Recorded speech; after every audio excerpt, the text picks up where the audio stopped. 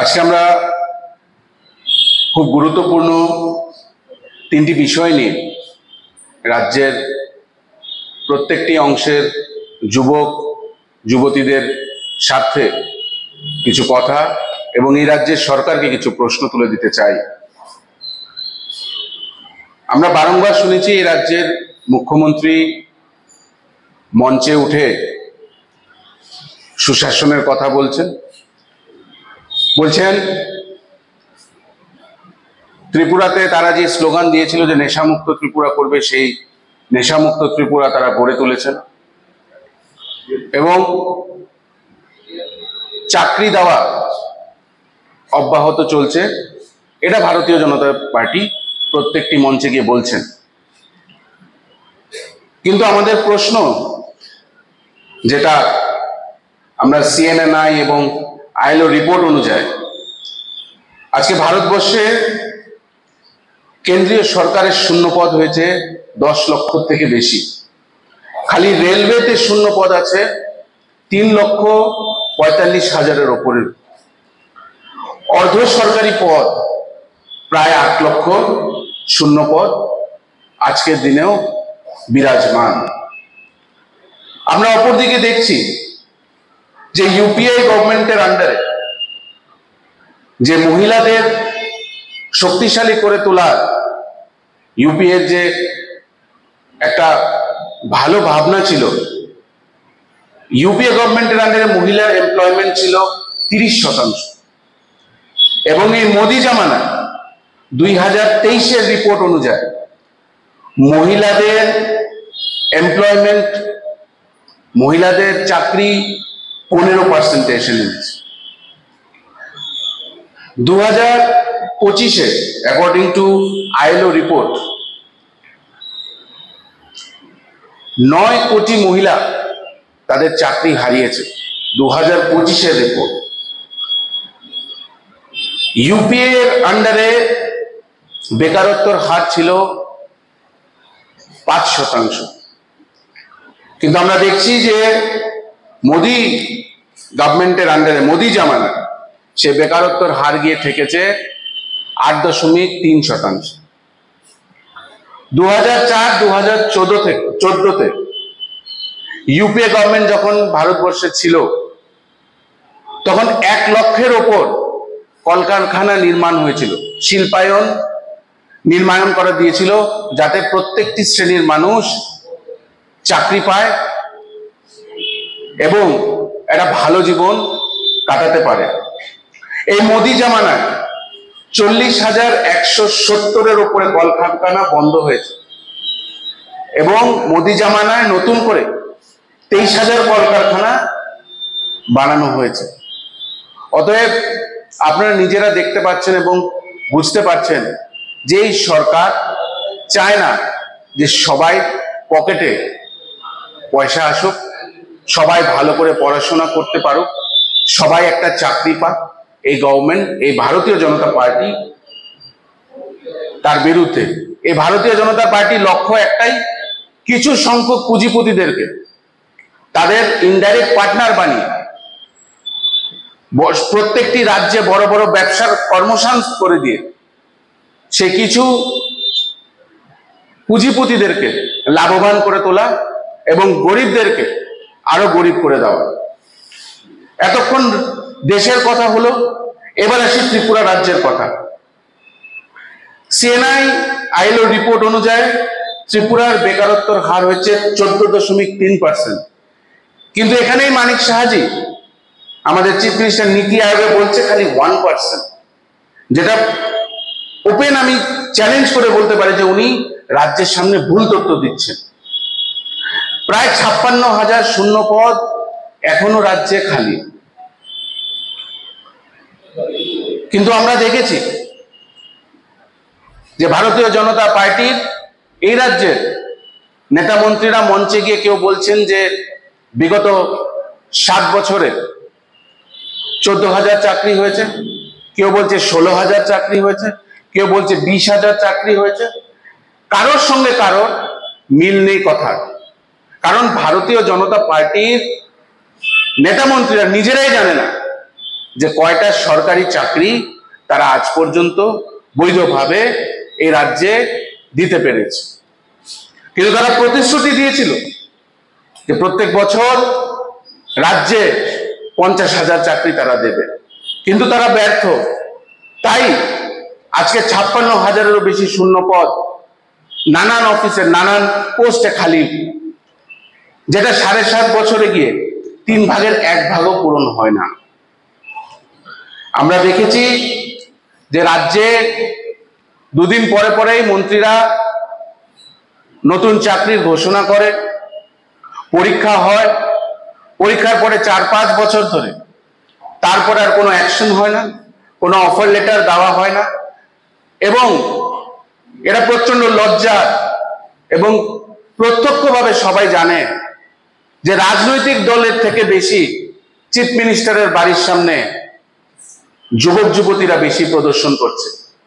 আপনারা সমীক্ষায় মিলিয়ে নেবেন যে কতটুকু কষ্টে থাকলে প্রত্যেক দিন অরাজনৈতিক ব্যক্তিত্বরা চিফ মিনিস্টারের বাড়ি ঘেরাও করছে। এতেই আমরা বুঝতে পারি যে সুশাসনের নামে যে কি শাসন চলছে এই রাজ্যে। আজকে অসহায় বেকাররা আজকে কোনো দিকে দিশা না পেয়ে নেশার দিকে আবদ্ধ হয়ে যাচ্ছে। আজকে ভারতীয় জনতা পার্টি একটা স্লোগান বলতো যে তারা এই রাজ্যকে নেশামুক্ত ত্রিপুরা করে তুলবেন, কিন্তু আমরা কি দেখছি যে দিনের পর দিন যুবক যুবতীরা এই চাকরি না পেয়ে এই নেশার দিকে আবদ্ধ হচ্ছে, এবং সাথে সাথে এই নেশার বিক্রেতাদের সঙ্গেও তারা বাণিজ্য শুরু করছে, কারণ তাদের পেটে খাবার নেই। আজকে আমরা প্রত্যক্ষভাবে নানান মিডিয়াতে আমরা দেখেছি যে এই ভারতীয় জনতা পার্টির বিধায়করা যারা বড় বড় সরকারি পদে আছেন, কেউ স্পিকার স্যার, উনি ওনার বিধানসভায় গিয়ে বলছেন যে নেশা কারবারিদেরকে আমাদের ধরতে হবে, আমরা ফেল, আমরা নেশা কারবারিদেরকে ধরাতে ফেল। আমরা দেখেছি যে ডেপুটি স্পিকার এই রাজ্যে উনি পদযাত্রা বের করেছে এবং প্রকাশ্যে এসে বলছে যে ওনার এলাকার কিছু ভারতীয় জনতা পার্টির নেতারা, কিছু সংখ্যক নিমকি নেতারা এই নেশা বাণিজ্যের সঙ্গে যুক্ত। আমরা প্রথম দিন থেকে বলছিলাম, এবং ত্রিপুরা প্রদেশ যুব কংগ্রেস এই আওয়াজ আজ থেকে 1 বছর আগে উঠিয়েছিল যে আমাদের নেশা নয়, আমাদের চাকরি চাই। কিন্তু আমরা দেখছি দিনের পর দিন এই ভারতীয় জনতা পার্টির কিছু সংখ্যক নিমকি নেতারা এই নেশা বাণিজ্যের সঙ্গে সরাসরি ভাবে যুক্ত, এবং মুখ্যমন্ত্রী বলছেন যে উনি জানেন যে নেশা ব্যবসার সঙ্গে কারা যুক্ত। তো উনি যখন জানেন, ত্রিপুরা প্রদেশ যুব কংগ্রেস এই প্রশ্নটা করতে চায় যে এখন পর্যন্ত তাদেরকে কেন প্রকাশ্যে ধরা হলো না, পুলিশ নির্বিকার কেন, উনি কেন সেই নেশা ব্যবসায়ীর নামগুলোকে প্রকাশ্যে এনে পুলিশের হাতে তুলে দিচ্ছে না? কার স্বার্থে এই নেশা ব্যবসায়ীদেরকে এইভাবে এই রাজ্যে প্রশ্রয় দেওয়া হচ্ছে? হাজার হাজার যুব সমাজ, যুবক আজকে এই নেশার মেঘে ডুবে গেছে। হাজার হাজার যুবকরা আজকে, যুবতীরা এই নেশার কম্বলের ভেতরে ঢুকে রয়েছে, এবং উনি গিয়ে বলছে যে ওরা নেশামুক্ত ত্রিপুরা করার লক্ষ্যে এগিয়ে যাচ্ছে। আজকে আমার বলতে লজ্জা হয় যে রাজ্যের সবচেয়ে ভালো ব্যবসা হয়েছে আজকে নেশা মুক্তি কেন্দ্র। প্রত্যেকটা নেশা মুক্তি কেন্দ্রে প্রচুর প্রচুর লোক যেটা হওয়া উচিত না। আমি সাধুবাদ জানাই সেই নেশা মুক্তি কেন্দ্রের কর্ণধারদের, যারা এই রাজ্যের নেশায় আবদ্ধ যুবক যুবতীদেরকে সাহায্য করছে। কিন্তু আমরা এই সরকারকে প্রশ্ন করতে চাই যে এই ত্রিপুরার কোন বর্ডার দিয়ে এই নেশার সামগ্রীগুলো ঢুকছেন? আপনার প্রশাসন কেন কুম্ভকর্ণের ঘুমে আছে? কেন চেকিং এর পরেও এই যারা নেশা পাচারকারী তাদেরকে ছেড়ে দেওয়া হয়? আমরা এই বেকারত্ব এবং নেশার বিরুদ্ধে আগামী 5 তারিখ ত্রিপুরা রাজ্যে প্রত্যেকটি প্রান্তের থেকে আমাদের যুব কংগ্রেসের সৈনিকরা আগরতলায় আসবে এবং আমরা বৃহত্তর আন্দোলনের জানান এই 5 তারিখ দেব। এবং আমি আশা করি যে এই রাজ্যে মুখ্যমন্ত্রী যিনি বলেছেন যে উনি জানেন, ওনার কাছে রিপোর্ট আছে, তার মধ্যে কিছু ভদ্রলোক আছে যারা এই নেশা ব্যবসার সঙ্গে যুক্ত, তাদেরকে যেন অতি সত্বর পুলিশের হাতে তুলে দেওয়া হয়। এবং যে রাজ্যের শাসক দলের নেতারা আজকে প্রকাশ্যে বলছে যে ওদের এলাকার কিছু চুনোপুটি ভারতীয় জনতা পার্টির নেতারা এই নেশা বাণিজ্য চালিয়ে যাচ্ছে, তারপরেও প্রশাসন কেন নির্বিকার? এটা টোটাল ব্যর্থতা এই রাজ্যের শাসক দলের। আমরা ত্রিপুরা প্রদেশ যুব কংগ্রেসের তরফ থেকে, যিনি এই হোম মিনিস্ট্রির কর্ণধার, যিনি এই হোম মিনিস্ট্রির মিনিস্টার মানিক সাহাজির অতি সত্বর পদত্যাগের দাবি করছি। কারণ উনি